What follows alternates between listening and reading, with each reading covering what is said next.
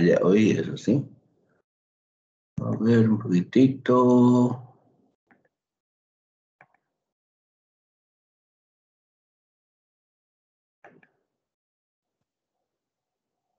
Bueno, quedamos aquí.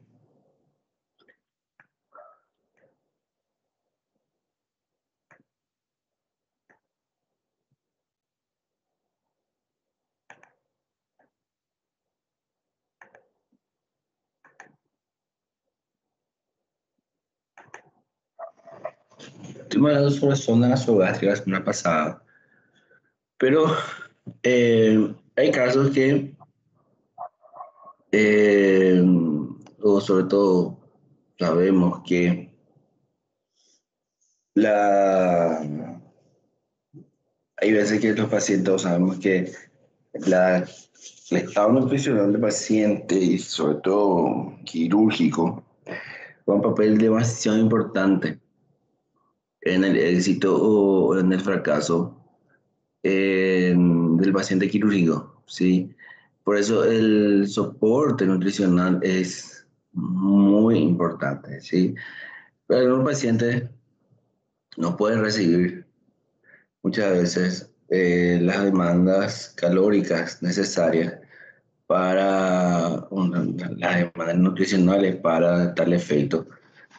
Entonces tenemos que no puede recibir la cantidad de calorías suficientes por boca, entonces tenemos que recurrir a otro tipo de alimentación. Y siempre se opta por la vía oral. Sí, con la vía oral no podemos solucionarla, no podemos alcanzar los requerimientos nutricionales. En ese caso se opta entonces lo que es la nutrición integral. ¿Sí? Eh, las condiciones clínicas críticas como lesiones de la cabeza, el cuello, lesiones neurológicas permanentes con riesgo de aspiración durante la alimentación, la demencia, la paciente, los abuelitos, la gastroparesia. Estos son pacientes que tienen indicación para hacerse nutrición integral, ya sea eso de manera temporaria o de forma permanente. ¿Sí? En la década de los 70, Lishman, Randall y Robbie diseñaron una sonda para las yeyunostomías, ¿sí? Y sondas nasogástricas que son sondas nasogástricas generalmente de un calibre muy fino que tiene una ojiva o una punta metálica en el extremo distal que permitía o permite pasar el píloro, ¿sí? Con eso, con eso permitiendo la administración de dietas de manera más seguras, ¿sí? Este tipo de sonda es conocido como la sonda de Dove-Off.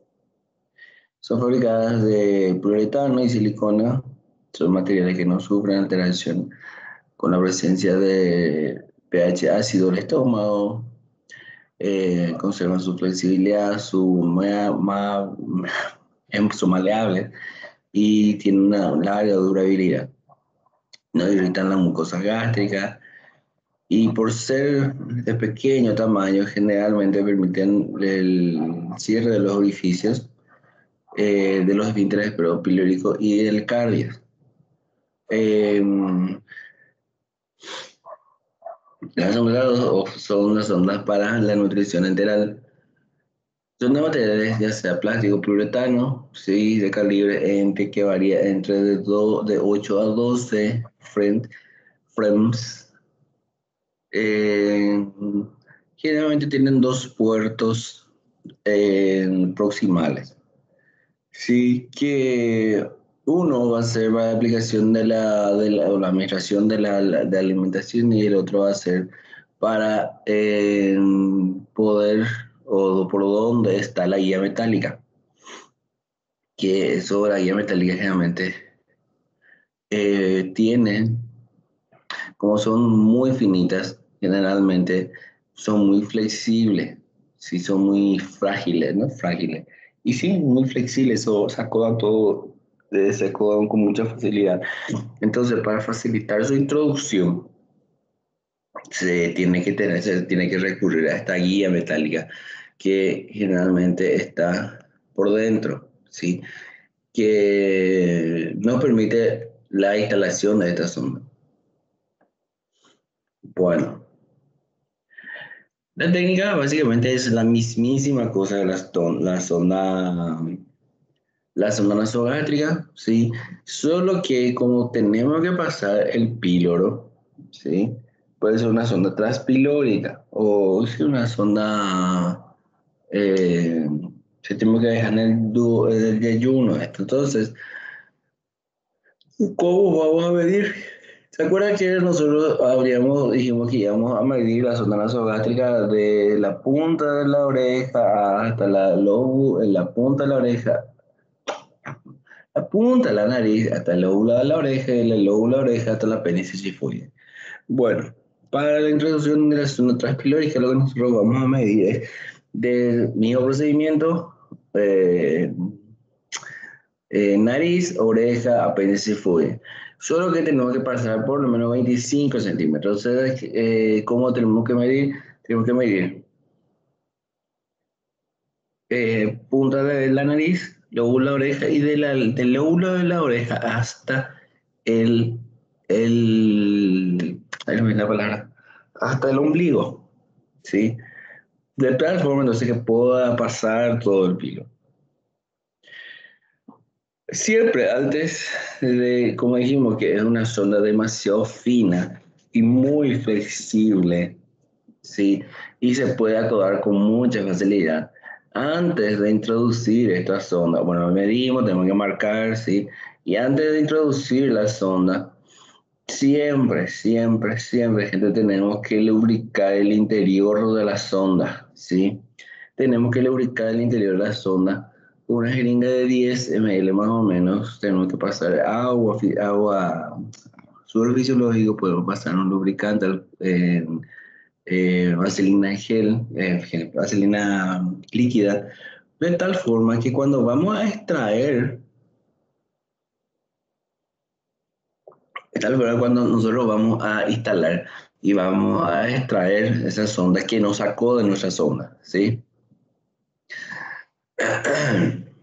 Antes de la inserción se debe introducir eh, la sonda, por lo menos 10 ml de agua para lubricar, o puede ser vaselina también para lubricar el interior y pueda ser fácil extraer después la, la guía metálica.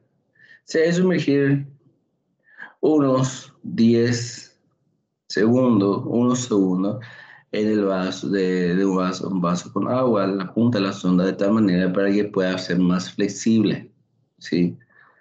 Bueno, una vez colocada, no se tiene que manipular, tipo, una vez que nosotros coloquemos todo hasta la marca donde vamos a poner, ¿sí? Donde medimos, sé dónde tiene que tocar, eso se tiene que tirar hacia enfrente, hacia atrás, se tiene que dejar ahí mismo y se tiene que fijar, ¿sí?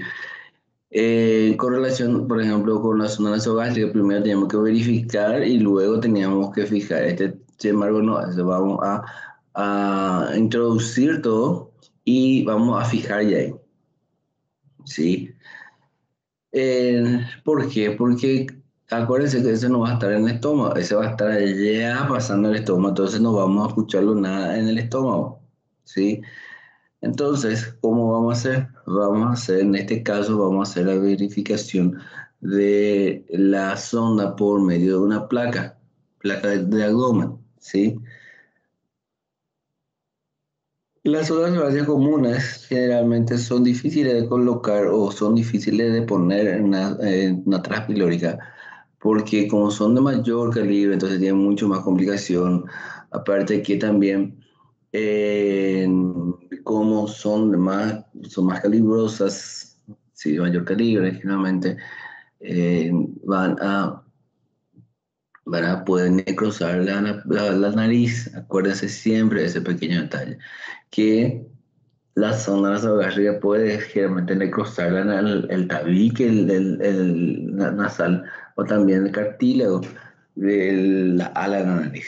Por eso generalmente no se suele usar, no se usa. Aparte que difícilmente hay otras veces también que no llega la sonda nasogástrica a una transpilórica. Bueno, una vez que nosotros verificamos, por eso tiene esa ojiva o esa punta metálica donde podemos ver dónde está la punta, ¿sí? Una vez que esté verificada ahí, podemos ya iniciar la alimentación, o ya sea eso de forma intermitente o también por medio de bomba. Se puede usar ya. Acuérdense que los tubos o estas zonas de alimentación son muy pequeños, muy finos, ¿sí? Los tubos de nutrición enteral más utilizados son de poliuretano, también silicona, ¿sí? De 5 a 10 su diámetro. Son muy flexibles, que se insertan generalmente con la ayuda de una guía metálica, como yo le dije, sí, está colocada en su interior, evitando de esta forma que la sonda se enrolle. Eh, la colocación adecuada de los tubos se realiza generalmente por vía endoscópica o también fluoroscopía o en todo caso vía ecográfica. Eh, Uno de los mayores problemas que tenemos con este tipo de sonda, ¿sí? Es que puede obstruirse. Como son demasiado finos, ¿sí? Generalmente pueden obstruirse. Por eso es importantísimo saber manejar este tipo de sonda. Obviamente le digo que ustedes no van a hacer esto, pero tienen que orientarle a su paciente. No es que nosotros vamos a irnos a alimentarle al paciente, pero nosotros tenemos que... Ay, muchachos, ay, no se acordé. Tenemos que orientar a los pacientes, a los familiares que tienen que saber manejar, porque es demasiado difícil o muy complicado de estar colocando ese tipo de sonda. Y si se obstruye, me dicen, hay que sacar otra vez. Sí, por eso es importantísimo siempre el lavado de esa sonda. Antes de administrar cualquier alimento, hay que lavar la sonda. Después de administrar el alimento, hay que lavar esa sonda, porque si no se lava, se va a destruir. El lavado de los mismos puede ser con agua normal, sí, agua de la canilla puede ser, ¿sí? En todo caso, si llega a obstruirse, ¿sí?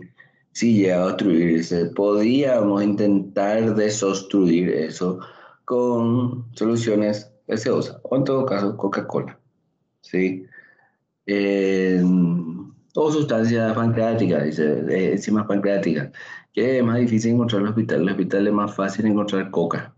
Y generalmente nosotros lo que hacíamos era que a estos pacientes cuando se obstruía la sonda de alimentación, generalmente le decíamos a los pacientes que nos traigan una latita de Coca-Cola con un limón. Entonces mezclábamos la Coca-Cola con el limón y con eso nosotros le lavábamos la sonda y con eso se obstruía. Impresionante el proceso se obstruía, ¿no?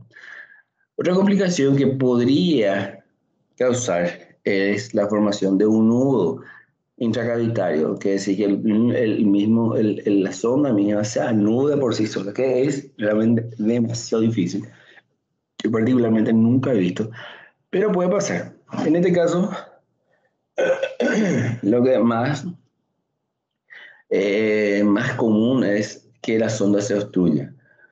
¿Y por qué no se lava? Entonces, generalmente no se tiene que pasar alimentación muy procesada, me tiene que ser procesados alimentos. Eh, Estas fórmulas, ¿sí? Que tiene que ser fórmula bien diluida, o también podría ser alimento, pero tiene que ser licuado y siempre colado para poder pasar. Y pueden pasar mucha cantidad de líquido o de alimentación por este tipo de sonda, ¿sí? Otra sonda que dice en el libro, pero yo particularmente nunca he visto, no sé si usted tiene alguna vez, alguno que trabaja en el hospital, vio este tipo de sonda. Son las sondas de Second Black and More, que generalmente ahora ya es muy poco usado. Yo realmente, como le digo, yo nunca he visto este tipo de sonda, pero tenemos que conocerlo. El, la sonda generalmente fue descrita inicialmente en 1950 con dos canales, una zona multiluminal constituida por tres canales, uno central para el drenaje y dos para insuflar los balones. En- Fue de gran utilidad para una medida de control para el sangrado de las varices esofágicas en las urgencias. Esto incluye la administración de drogas, tratamiento endoscópico, que por eso, bueno, anteriormente se usaba mucho para la hemorragia digestiva causada por varices esofágicas, ¿sí? De tal manera que se pueda contener esa hemorragia. Pero con el advenimiento de las técnicas en medicina, ya sea eso por la administración de drogas, por los tratamientos endoscópicos que ahora hay. Entonces esta sonda se dejó de lado, o se dejó de usar, ¿sí? Es una sonda generalmente con un valor proximal alargado de unos 20 centímetros y el distal o gástrico de 5 centímetros, ¿sí? A más o menos 15 centímetros de su punta. Eh, Generalmente entonces tenemos este tipo de sonda. Si se le colocaba y tipo una sonda nasogástrica, se le colocaba al paciente, tenía un baloncito gástrico que teníamos que insuflar para que el paciente para que no se pueda retirar. Y otro baloncito esofágico que se insuflaba para comprimir las varices y para que paren de sangrar. Y otro canal, por ejemplo, un central, ¿sí? Por el cual drenar se podía drenar la secreción gástrica o la sangre del paciente trago. Por eso le digo, yo no conozco. Los tubos de aspiración nasotraqueal y orotraqueal. Los pacientes, esto generalmente se usa mucho en los pacientes que están intubados, ¿sí? En el cual estos pacientes no pueden o no tienen un buen manejo de las secreciones. Obviamente, pues están intubados, si están intubados, están sedados, están relajados, entonces no pueden manejar su secreción. Eh, por el abolimiento del reflejo de la tos. Por esta razón, la sonda, por esta razón, el aspirado endotraqueal es muy importante para reducir la posibilidad de pasaje de fluidos con bacterias, de la telectasia y la consolidación pulmonar. Eh, Además, debe considerarse la aspiración orofaringea en aquellos pacientes intubados con dificultades o también con dificultades en la deglución.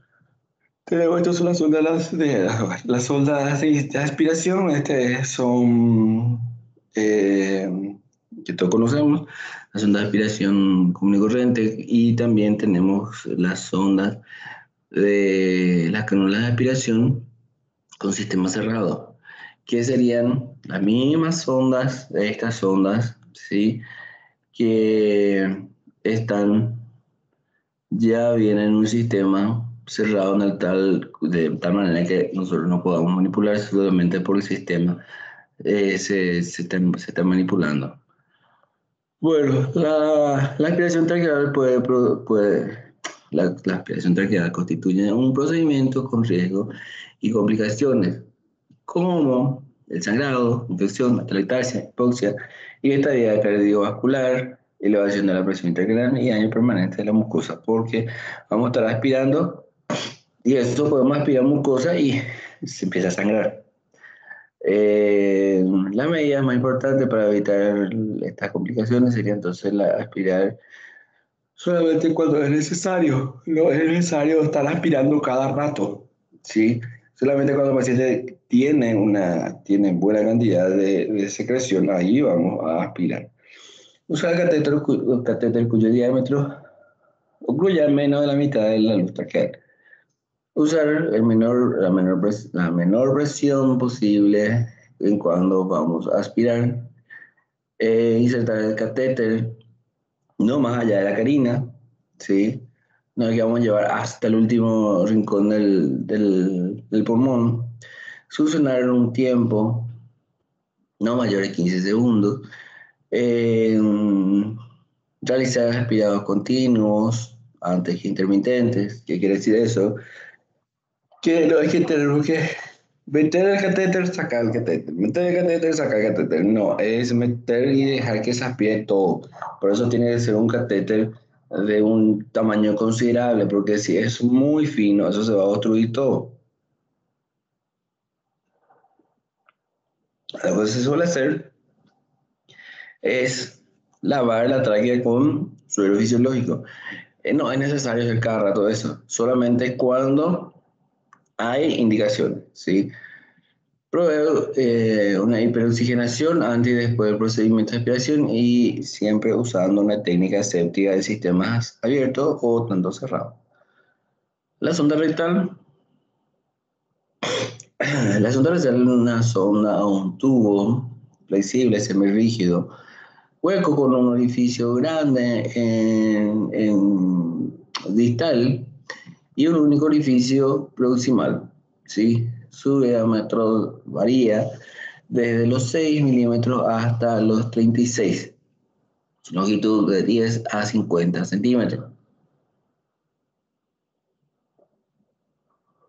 Según el calibre y la edad, vamos a usar de la siguiente forma. En individuos adultos, vamos a usar entre 22 y 30. Y en los pediátricos, vamos a usar generalmente de 12 a 18. ¿Sí? La sonda rectal generalmente tiene o puede venir con fenestra, generalmente tiene poca fenestra en la parte proximal y un orificio único en la parte distal, ¿sí? Existen diferentes tipos de sonda de acuerdo al uso y material en la cual están fabricadas. Están los látex o caucho natural, que se caracteriza por su óptima rigidez, su gran resistencia. Los se doblan fáciles y su alta flexibilidad. Y generalmente se puede corroborar eso, su colocación por radiografía. El silicona se caracteriza por la inocuidad fisiológica y su resistencia. Una ventaja de este tipo de sondas son sus propiedades hidrófugas y antiadherentes. Entonces, generalmente difícilmente se va a adherir nada por esa sonda. Y la siliconada con un balón o un doble balón distal que se utiliza para la administración de enema evacuador en los pacientes inconscientes. Las indicaciones cuando vamos a hacer este tipo de sonda, cuando vamos a usar este tipo de sonda, en la administración de enemas, ya sea enema evacuador o enema medicamentoso, o alivia la distensión abdominal, generalmente casi no se usa más este tipo de sonda, pero también tiene su indicación. Como método diagnóstico para la administración de enema por ovario, enema aéreo, para corroborar la permeabilidad del esfínter anal en los recién nacidos. Cuando no usamos este tipo de sonda, cuando no tenemos que usar, ¿sí? ¿Cuáles son sus contraindicaciones? Eso va a caer de maduro, nomás, ¿sí? Por obviedad nomás. Paciente que fue intervenido recientemente del recto, obviamente que no va a poner. Paciente que fue intervenida de próstata o patología rectal, obviamente que no. Sí, generalmente por la probabilidad de la perforación intestinal. Eh, Así también como en pacientes con inestabilidad cardíaca por el riesgo de una estimulación vagal. Técnica, obviamente si el paciente está consciente, yo creo que la gran mayoría en estos casos sí va a estar consciente.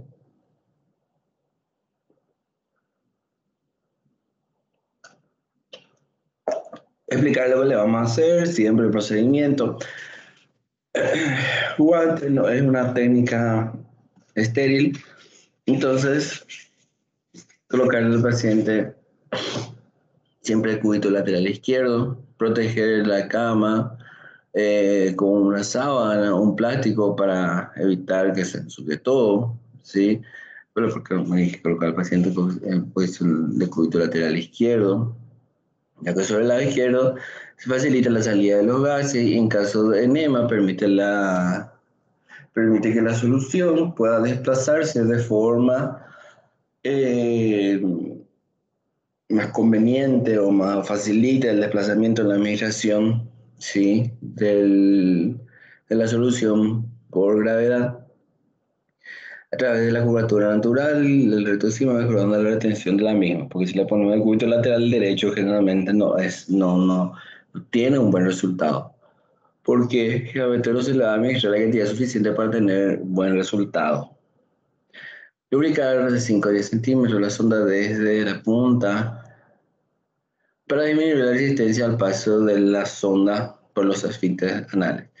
Separar los glúteos para ver el ano, permitir al paciente que respire profundamente, pedir al paciente que respire profundamente por la boca para relajar el esfínter anal. Introducir la sonda con suavidad en dirección al ombligo, ¿sí? Esta dirección sigue el trayecto anatómico del intestino grueso. Cuando el paciente está exhalando, ¿sí? Las complicaciones, molestias anales o perianales, cuando se introduce el paciente con hemorroides o fisuras anales, perforación intestinal, para lo cual es importante no introducir la sonda demasiado profunda ni forzar su entrada. Bueno, las sondas vesicales. La sonda vesical es una técnica que consiste en la introducción de una sonda hasta la vejiga a través del meato uretral, ¿sí? A fin de extraer, a fin de establecer una vía de drenaje temporal o permanente o intermitente de la vejiga hacia el exterior.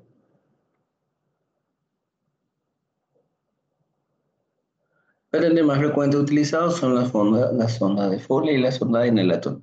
Su tamaño está calibrado, como dijimos también ya, en unidades francesas, que mide la circunferencia externa.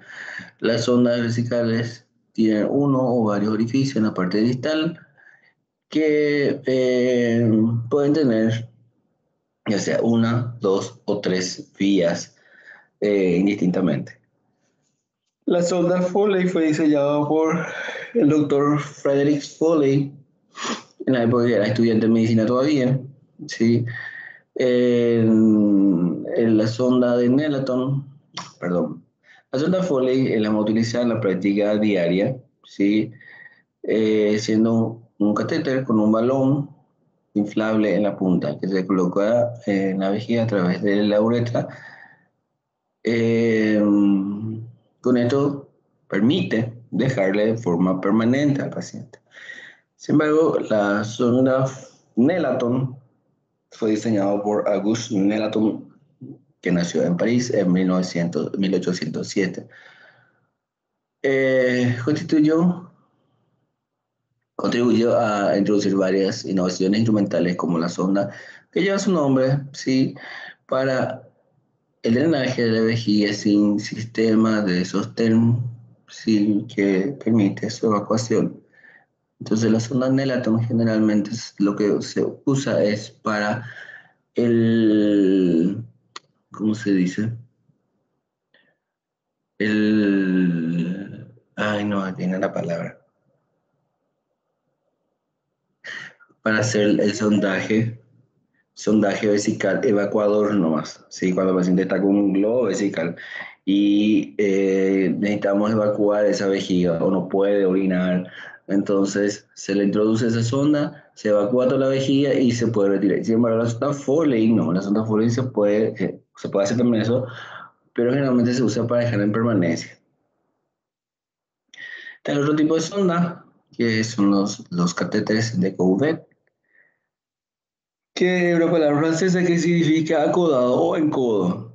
Tiene una extremidad curva de aproximadamente 45 grados para permitir un paso más fácil a través de una próstata agrandada, particularmente nunca visto, ¿sí?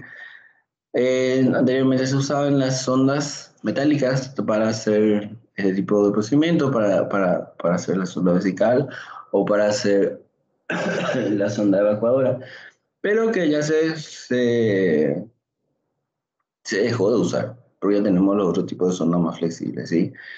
Pueden ser clasificadas según la indicación o el tipo de sondaje, el intermitente, temporal o permanente. En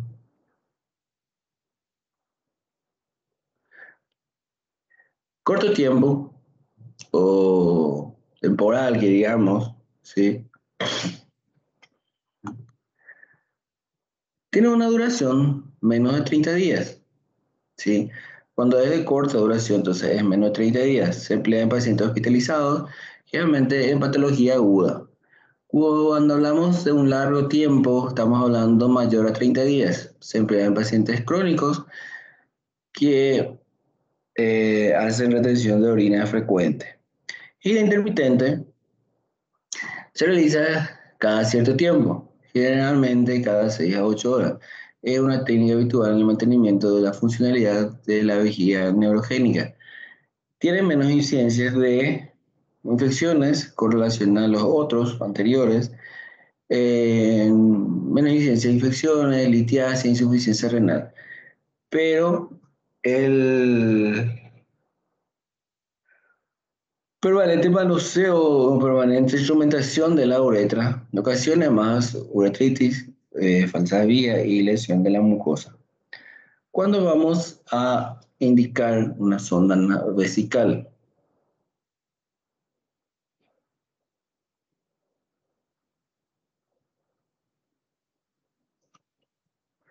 Para mantener, para hacer, ¿sí?, el famoso balance hidrosalino o hídrico y el control de la diuresis de los pacientes. Para la obtención de muestras de orina, para la medición del residuo miccional o el residuo postmiccional, ¿sí?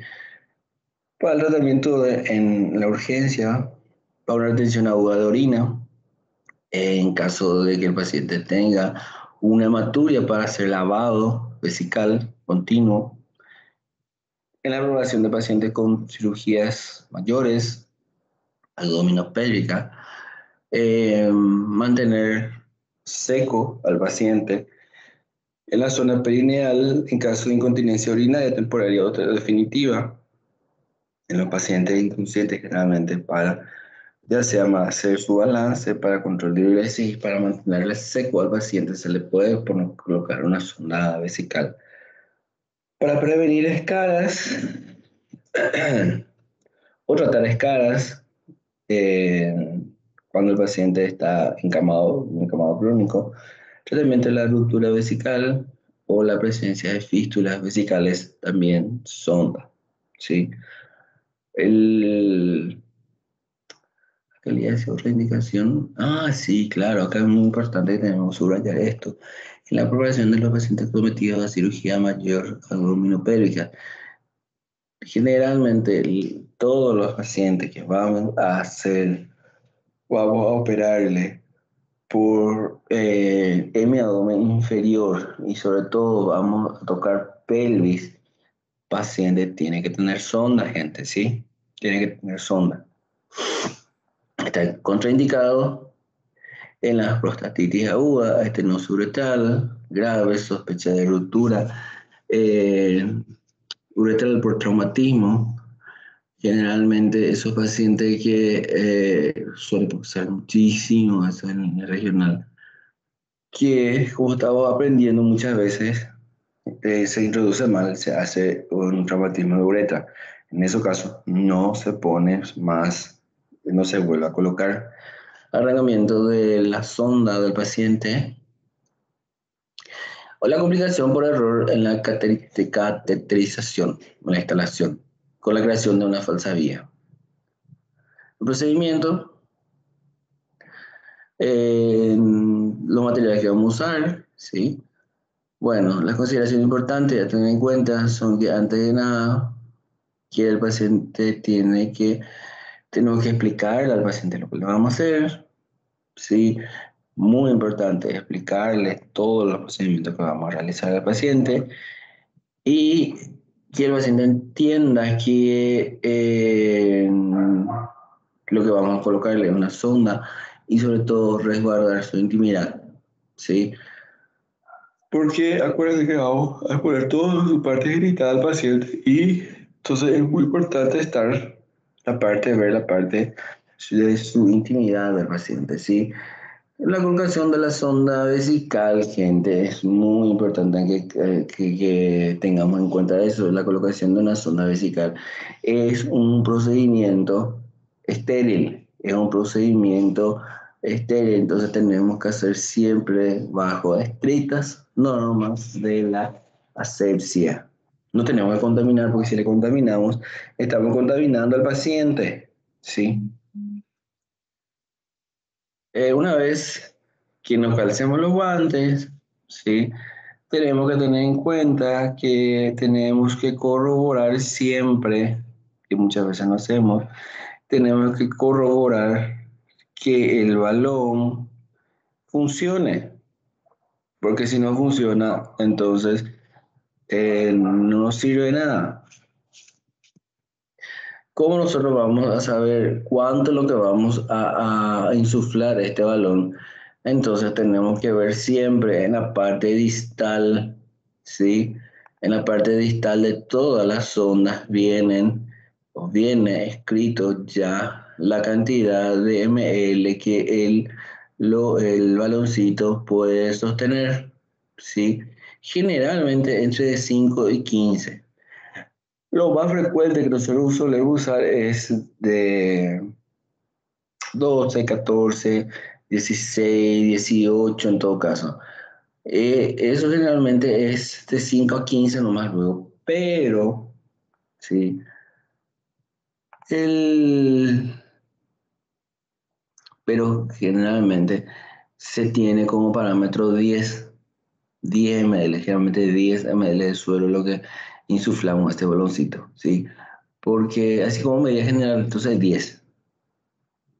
Pero si se le pregunta cuánto tenemos que insuflar, siempre tenemos que responder que eso está escrito en la parte distal de la sonda. Ahí está. Bueno, si se trata del hombre, vamos a poner en posición de cúbito dorsal. Si es mujer, en posición ginecológica. Siempre hacer una desinfección del área, lubricar la punta de la sonda, ya sea con una jeringa, con una vaselina o una lidocaína en gel, ¿sí? Si es mujer, se abre los labios mayores con el pulgar y el dedo medio de la mano no dominante y con la mano dominante vamos a identificar vamos a identificar la mano con la mano dominante vamos a sostener la sonda, identificar el uréter e introducir, ¿sí?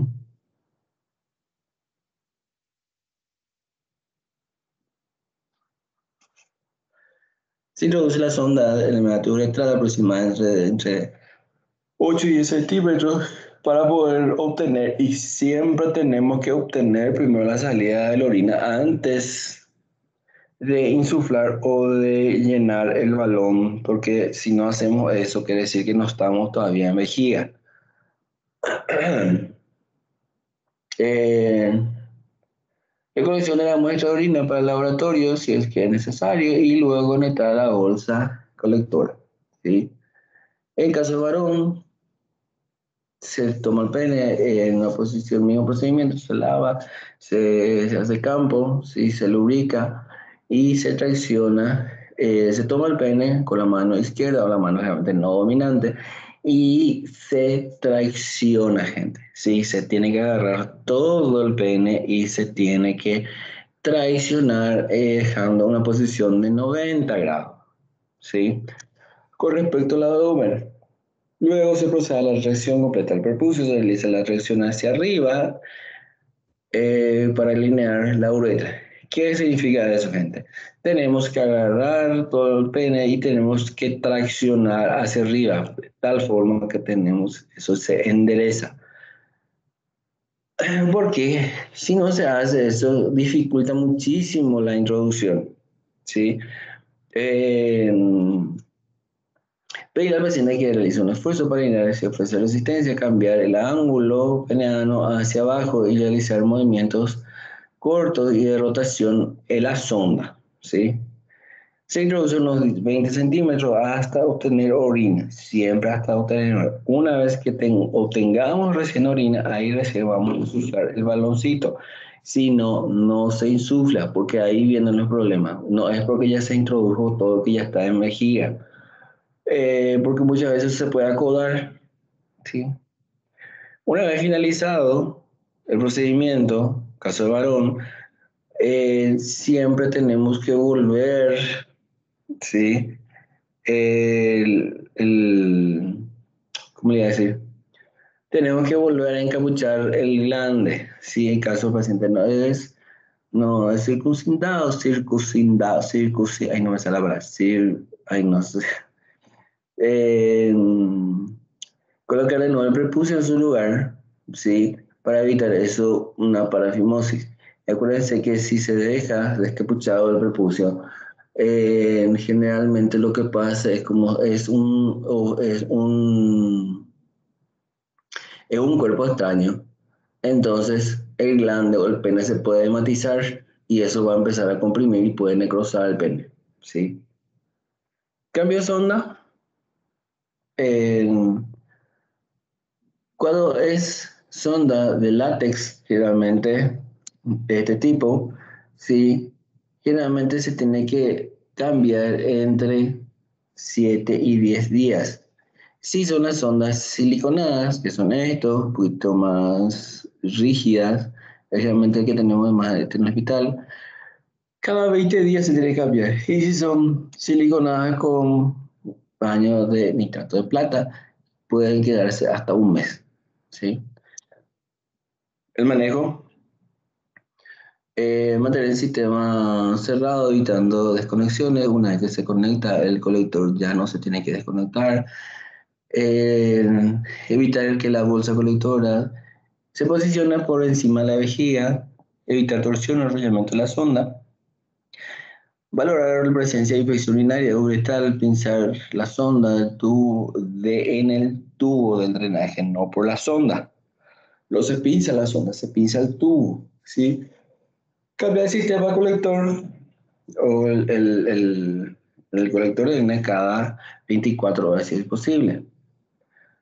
El paciente debe ser instruido siempre para manejar su bolsa colectora y la sonda, ¿sí? Tenemos que enseñarle a este paciente a que se movilice cuando tiene la posibilidad de movilizarse, ¿sí?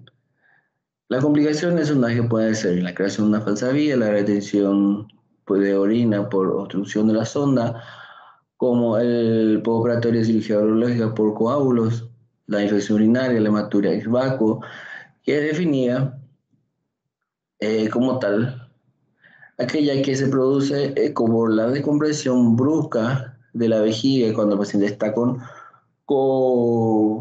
eh, ¿cómo le decir? Con un globo vesical. Entonces le ponemos sonda y evacuamos todo rápido la vejiga. Entonces ahí puede tener una hematuria ese paciente. Se produce por la descompresión de los vasos de la mucosa que está mucho tiempo comprimidos, ¿sí? Produciendo una isquemia e inflamación de la pared vesical y erosiones o necrosis. De tal manera, entonces, para evitar eso, generalmente se tiene que hacer cuando hay un globo vesical. Entonces, lo que tenemos que hacer es una descarga o tratar de descomprimir o evacuar la vejiga de forma intermitente, ¿sí? No se tiene que evacuar todo de una vez. ¿Estamos? La retirada, cuando retiramos la sonda vesical debe, la retirada de la sonda vesical también debe llevar un proceso de explicación previo al paciente, pues resulta muy incómodo realmente este procedimiento, la retirada en sí. En algunos servicios se ocluye la sonda hasta que el paciente tenga reflejo funcional, que particularmente eso en cirugía no se suele usar, porque las sondas en cirugía generalmente se usan por un corto periodo de tiempo, entonces no se usa. Pero puede ser, por ejemplo, en el paciente que está con mucho tiempo sondado, usted tendría que hacer este ejercicio vesical, ¿sí? Esto podemos hacer una, dos, tres veces que el paciente tenga ese reflejo de miccionar, ¿sí?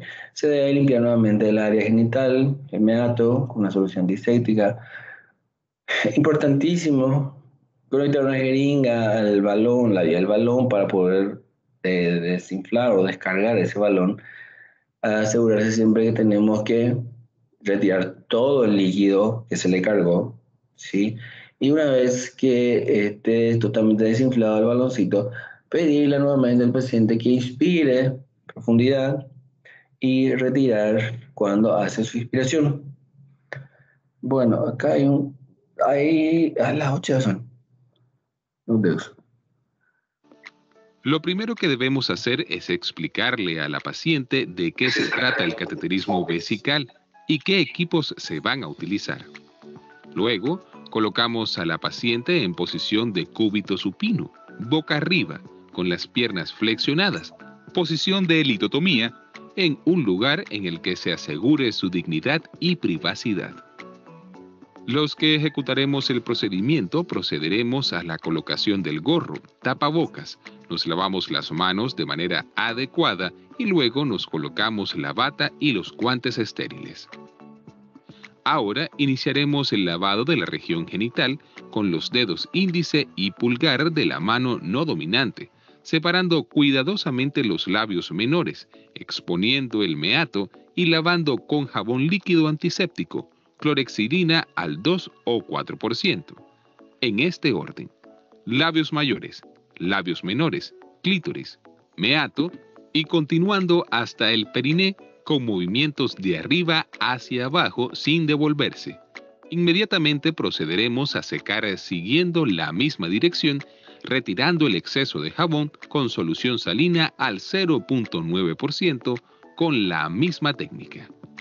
Nuevamente secaremos los genitales con gasas estériles.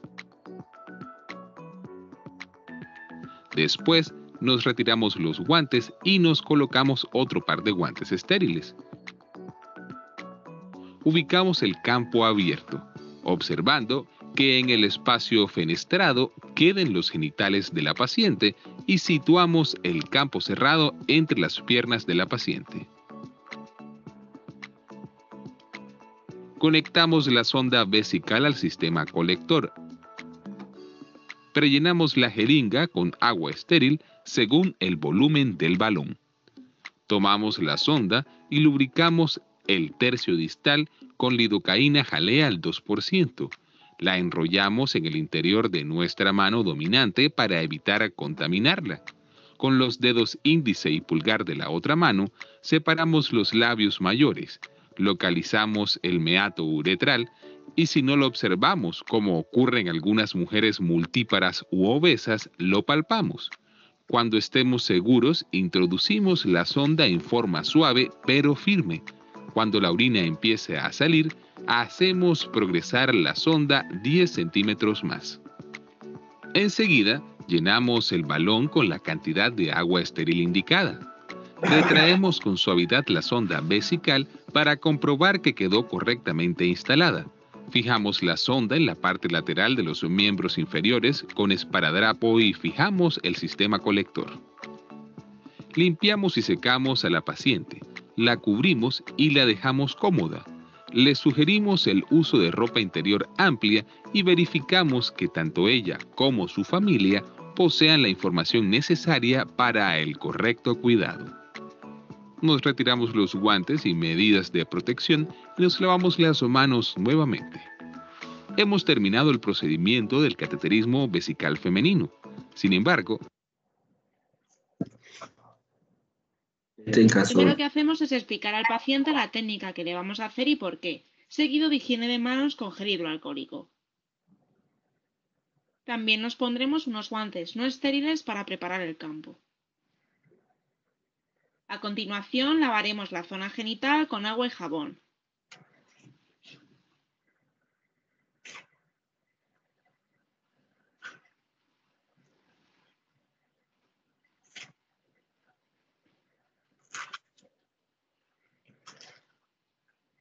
Posteriormente volveremos a lavar con clorhexidina o con povidona yodada, haciendo una correcta retracción del prepucio.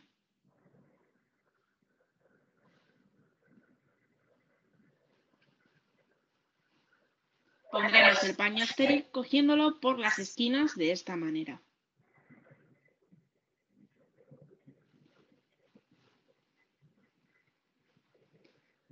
Lo siguiente que hacemos es echar todo el material estéril que vayamos a utilizar, una jeringa, gasas y la sonda Foley. Y nos pondremos los guantes estériles. Si no tuviésemos un compañero, habríamos echado estos sobre el paño.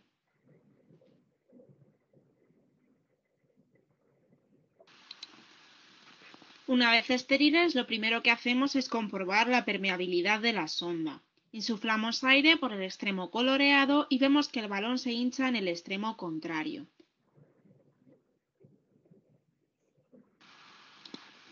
El siguiente paso es la lubricación. Si estuviésemos solos, tendríamos que haber echado el lubricante en una esquina del paño antes de ponernos los guantes. En este caso, nuestro compañero nos echa el lubricante en la mano no dominante, que a partir de ahora será nuestra mano sucia.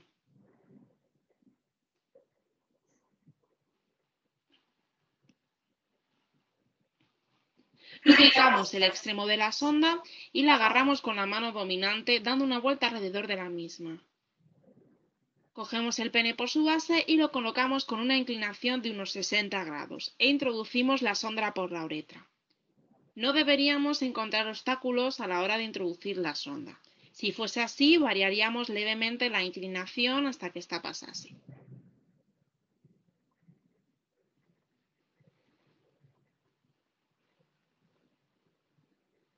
Tenemos que tener cuidado de no tocar la piel del paciente con nuestro guante estéril.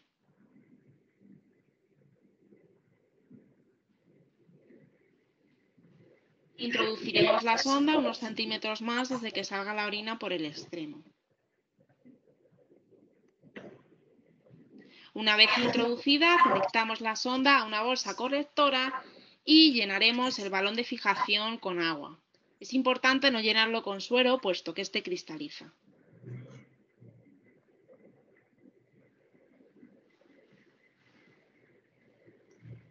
El último paso consiste en hacer una retracción leve de la sonda hasta el tope.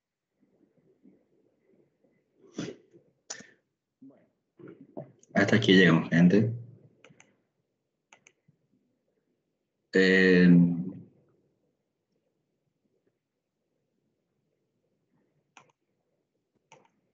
¿Alguna pregunta?